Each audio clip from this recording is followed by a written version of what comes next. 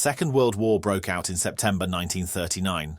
Britain found it needed to enlarge its army, and all units, and not least the Royal Artillery, were quickly expanded. In January 1941, the Royal Artillery gained yet another battery, to which was given the name 441 Battery. It was made part of 58, Sussex Field Regiment, at first helping to guard the south coast of England, and then moving to Egypt. In November 1942, it took part in the Battle of El Alamein. 2 years later, it was transferred to 124 Field Regiment, where it was part of the 50th Northumbrian Infantry Division. The soldiers of this division were recognisable by the TT insignia they wore on their arms, signifying Tyne and Tees, two great rivers flowing through Northumberland in the north of England. The men who composed it were ordinary men, accountants, mechanics, firemen, and with them were a few regular soldiers, but they were all united in the common cause of eliminating from Europe the scourge of Nazism. The regiment was equipped with 25-pounder field guns, a highly successful weapon, and one greatly feared by the Germans. It could fire an 11.5-kilogram shell, or 25 pounds, hence its name, up to 12,000 metres, and it was accurate. 124 Regiment and its 441 Battery fought in North Africa, and then, having taken part in the invasions of Sicily and Italy, was moved to England in preparation for D-Day. Its embarkation orders, held in the National Archives at Kew, are seen here. The Garrison Artillery Volunteers, a group of civilian enthusiasts, now portray to the public the soldiers of 441 Battery. They show, in historically correct detail, how the battery fought and the tactics it used, and to do so they use equipment of the period: the guns, the tractors, the ammunition trailers and the uniforms. The Battle of Arnhem was one of the most audacious endeavours of the Second World War. General Montgomery intended to outflank the Germans by using a lightly armed paratroop force to seize the bridge at Arnhem, and then relieve those troops by a powerful thrust from the south. The operation was called Market Garden. 10,000 men landed by glider and parachute around Arnhem. Peter van Luckeren-Campagne was born on the 29th of October 1933 and was 10 at the time. On 17th September 1944, he was out cycling with a friend. 80 years later, he recalls what he saw. That's the big landing where the air droppings were nearby. So I saw all the planes coming down with the gliders behind.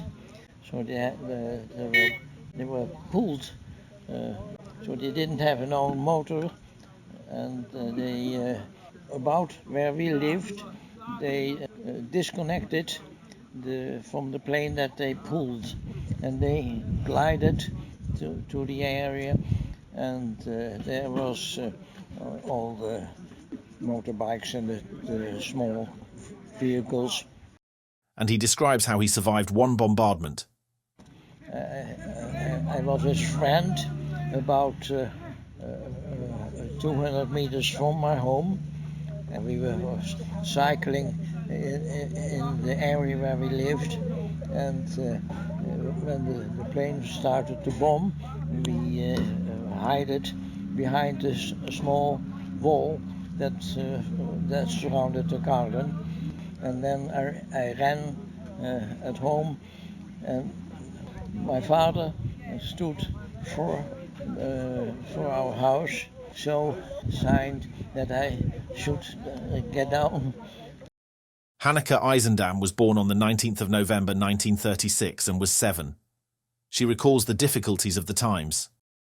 We were the last half a year, we didn't go to school because it was too dangerous.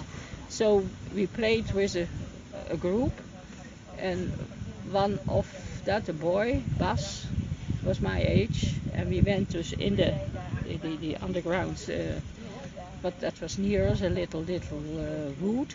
While they were in the wood, a bombardment started. She describes how she survived, but her friend did not. She continues.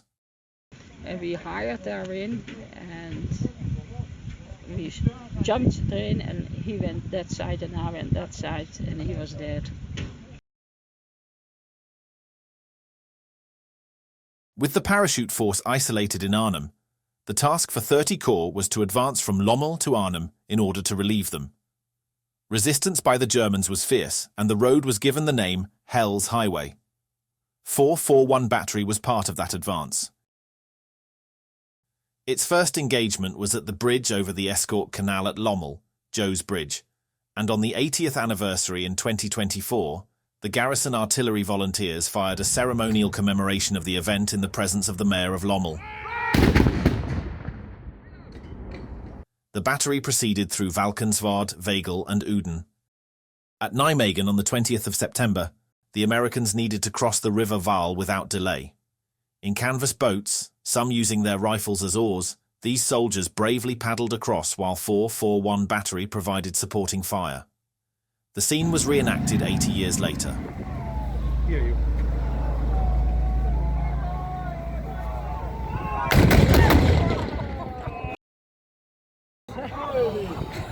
You should have won this.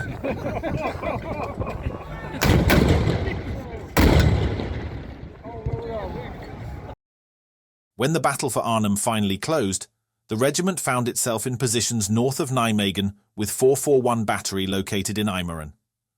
The precise positions which the battery occupied were not known until the volunteers studied the regimental records and old aerial photographs. This prompted them to visit Imst in 2022, and with the help of Hanneke and Otto Luckeren Campagne and their young neighbour Doufer, it was possible to confirm not only that the battery had been located behind the farmhouse now owned by the Luckeren Campagnes, but indeed also to identify the very positions which the battery guns had occupied in September and October of 1944. To commemorate this stage of the war in Europe, the volunteers, and with the kind permission of Mr. and Mrs. Luckeren Campagne, camped at the farm on the 19th of September, 2024.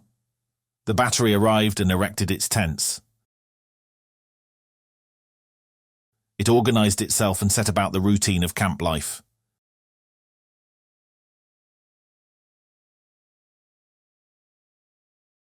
It found time to explain to its hosts how the guns worked.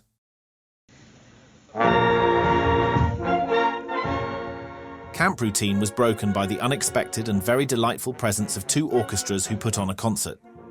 The music wafting through the cool late summer air enchanted all.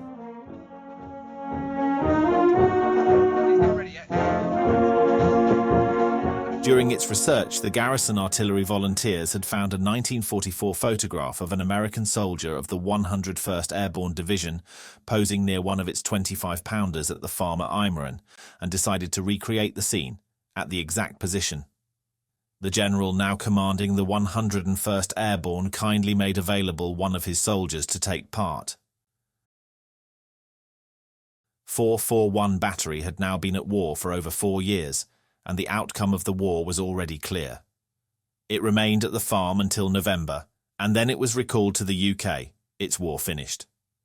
In memory of those members of the battery who did not make that journey home, the Garrison Artillery Volunteers laid a wreath. The war may now be finished, but the deep bond which has been created between the Dutch and British peoples will surely last for a very long time.